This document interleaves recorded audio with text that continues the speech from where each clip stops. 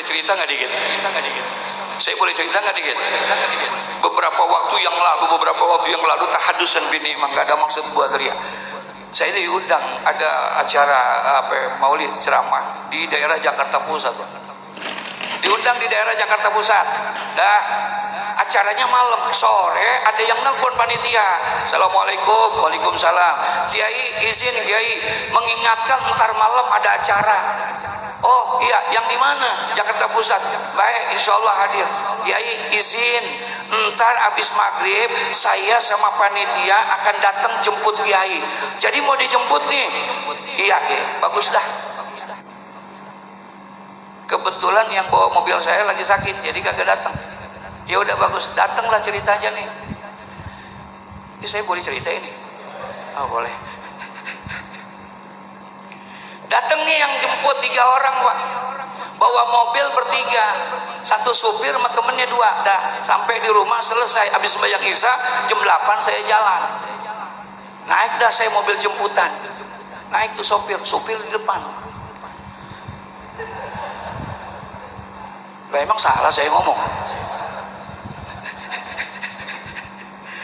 Supir di depan. Tadi berapa orang? 3. Supir di depan sendiri, berdua sama temennya, berdua. Ada yang satu di samping saya, di tengah. Jalan dan nih anak kita naik mobil. Ini anak muda yang di samping saya nih, tiba-tiba di tengah perjalanan pegang tangan saya. Apa kata dia? Pak Ustadz, maafin Pak Ustadz, tolong bimbing saya Pak Ustadz. Saya mau tobat, saya mau insaf. Begitu kata dia. Saya kagak jauh, saya liatin aja dia anak. Dia nanya lagi, dia bilang, Pak Ustadz, maaf Pak Ustadz, tolong bimbing saya. Saya mau tobat, saya mau insaf. 2 kali Pak, 3 kali, sampai 5 kali nih anak ngomong. Akhirnya saya tanya sama dia, Bang, maaf, kenapa abang pengen tobat? Kenapa abang pengen insaf? Emang dosa apa yang udah dilakuin? Emang maksiat apa yang udah dikerjain? Ustadz, saya malu, udah terlalu banyak dosa saya. Saya udah zina, saya udah nyolong, saya udah minum, saya udah judi. Itu rumah tahanan yang ada di Jakarta, semua sudah saya masukin. Ya Allah, tangan saya dipegang kenceng banget. Apa kata dia? Maaf Pak Ustadz, ada satu dosa yang saat-saat ini sampai saya takut. Saya selalu merasa dihantuin. Tangan saya dipegang. Saya bilang, dosa apa? Saya pernah bunuh orang. Lah tangan saya dipegang, gue takut juga jadinya. Nih dia nih. Maaf Pak, dia buka nih, diangkat kakinya, dia buka baju kokohnya tuh. Saya lihat dengan mata kepala saya sendiri, sekujur tubuhnya dari ujung kaki sampai ujung leher penuh dengan apa? Tato. Bimbing saya Pak Ustaz. Saya mau tobat, saya mau insaf. Saya belum jawab di pertanyaan dia sampai di tempat acara. Akhirnya saya turun, saya ceramah. Dah selesai ceramah pulang, saya naik lagi mobil jemputan tadi. Waktu saya masuk, ada dia lagi di situ. Ada dia lagi di situ, ngintilin, tahu ngintilin? Ada lagi di situ. Dah, bismillah, jalan. Aneh Pak, sepanjang perjalanan dari tempat acara sampai rumah saya, ini anak nggak ada satu kata pun yang keluar dari mulutnya. Untuk aja. Diam, 1000 bahasa, nggak ada yang diomongin sama dia. Jalan terus sampai di rumah saya. Lah dia diem, saya juga diem lagi. Sampai nih di rumah saya. Ketika sampai saya turun, apa yang terjadi? Ini yang saya mau ceritain. Waktu saya keluar dari mobil, dia keluar juga dari mobil. Lalu dia meluk saya, dia nangis di pundak saya. Ustadz, tolong doain, tolong bimbing saya Ustadz, saya mau tobat. Apa yang mesti saya lakukan? Saya takut Ustadz. Allah. Di situ saya yakin, nih anak emang benar-benar pengen apa? Pengen tobat. Di situ saya yakin ini anak benar-benar pengen tobat. Akhirnya saya bilang, Bang, maaf untuk nasihatin saya belum bisa. Cuman saya mau nitip pesen satu Bang. Kalau memang abang sudah bertobat kepada Allah dengan taubatan nasuha, saya hanya satu titip. pesan ini bukan dari saya, tapi dari baginda Nabi Muhammad. Saya hanya pesan sama dia, bang, kalau udah tobat dengan tobatan nasuha, atu aja kerjain. Apa? Aksiru minas salati alayya, fa inna salatakum alayya maghfiratun lisudubikum. Itu doang tuh yang saya pesan. Saya bilang sama dia, bang, ini dari Rasulullah yang jamin. Rasulullah yang bilang, aksiru minas salati alayya, perbanyak oleh kamu bersolawat kepadaku, kata Nabi Muhammad. Fa inna salatakum alayya maghfiratun lisudubikum. Sesungguhnya solawat yang kalian baca untuk aku itu dapat menghapuskan dosa-dosamu, insya.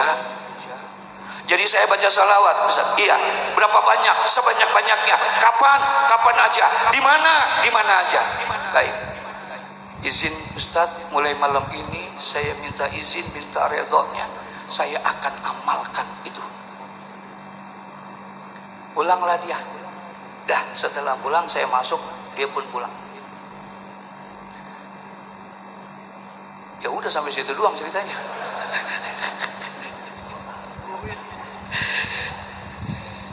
Pulang tuh dia. Hari ganti minggu, minggu tuker bulan. Sebulan, 2 bulan, 3 bulan, 4 bulan. 4 bulan kemudian tiba-tiba sore-sore ada yang telepon. Assalamualaikum, waalaikumsalam. Kiai sehat, sehat. Kiai izin Kiai dari Jakarta Pusat yang dulu ngundang. Oh iya, bagaimana kabarnya? Baik, alhamdulillah. Semalam kami rapat Kiai. Terus rapat masjid DKM sama warga dan tokoh masyarakat sepakat mau mengadakan tablik akbar, pengajian. Terus dari hasil rapat minta Pak Kiai lagi untuk mengisikan tausiah. Oh iya baik, tanggal berapa? Tanggal sekian. Dah selesai, singkat cerita, baik. Nanti Kiai kalau memang sudah waktunya kami panitia datang jemput. Saya bilang jangan. Gua takut tadi datang lagi. Saya bilang jangan, cukup, insya Allah saya masih ingat tuh jalanan gitu. Oh iya udah baik ya. Singkat cerita berangkatlah saya. Dah, kemudian saya sampai, kemudian saya ceramah. Selesai ceramah, kemudian saya diistirahatin sama pengurus. Makan datu. Di sono habis ceramah makan.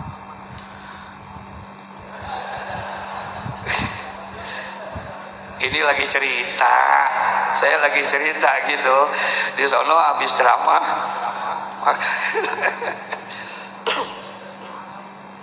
dah sambil makan saya inget mani anak muda. Saya tanya sama pengurus masjid, Pak Haji, 4 bulan yang lalu waktu saya ceramah di tempat ini ada anak muda yang datang jemput saya. Yang mana Kiai orangnya? Siapa namanya? Namanya saya lupa, tapi orangnya anting dia. Itu dari ujung kaki sampai ujung leher semuanya tato. Ini kupingnya nih bekas apa namanya? Tindikan tuh semuanya. Yang mana? Oh iya bener Kiai. Betul, tuh anak waktu itu ikut jemput Pak Kiai itu. Orang yang tatonya banyak, yang begini-begini semuanya diceritain sama dia. Oh iya. Terus saya bilang sama pengurus, Pak Haji, maaf dah, kemana orangnya? Bisa nggak malam ini saya ketemu sama dia? Saya pengen ketemu sama dia. Di pengurus ngomong, Pak Kiai, maaf, tuh anak muda yang dulu jemput Pak Kiai, yang tatonya banyak, yang semua ini kan, maaf Kiai, baru kemarin beberapa hari yang lalu meninggal dunia. Innalillahi wa inna ilaihi. Baru beberapa hari yang lalu meninggal dunia, mati Pak. Sampai sekarang.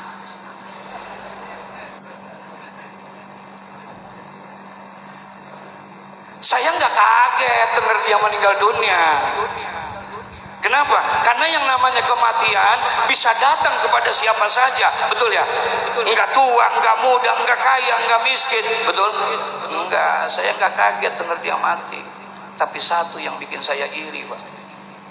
Itu pengurus masjid cerita, Kiai, itu anak muda yang dulu jemput Kiai, orang kampung sini Kiai, asli.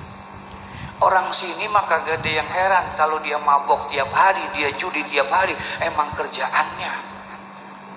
Tapi beberapa belakangan hari ini, beberapa bulan ini, dia emang rada-rada beda dia. Nah tuh dia meninggal dunianya Pak Kiai, mohon maaf Pak Kiai, dia meninggal dunianya di tempat ini, di masjid, lagi sembahyang subuh dalam keadaan sujud. Bagus nggak? Halo? Bagus nggak? Tuh. Meninggal dunia sujud Pak. Maaf, Ustadz belum tentu kayak begitu. Betul ya? Iya. Belum tentu. Ini preman. Dosa apa yang belum dia kerjain? Maksiat apa yang belum dia lakuin? Dia udah zina, dia udah nyolong, dia udah minum, tuh rumah tahanan, semua udah dimasukin sama dia. Ini tubuhnya penuh sama tatonya, tapi ketika dia bertobat kepada Allah, diterima tobatnya oleh Allah, diangkat derajatnya, dimatikan dia dalam keadaan husnul khotimah. Ini bukan husnul khotimah aman nih Pak. Husnul khotimah apa? Khosoh. Nah sembarangan yang bisa begitu, yang saya bikin iri. Ya Allah, ini orang baru kemarin nangis di pangkuan kita, minta dibantu, minta dibimbing, minta dia pengen tobat. Sekarang kita dengar kayak begitu, Allah angkat tuh derajatnya, masya Allah. Berkata apa tuh? Salawat kepada baginda Nabi Muhammad. Itu namanya husnul khotimah khosoh. Beda sama guru kita.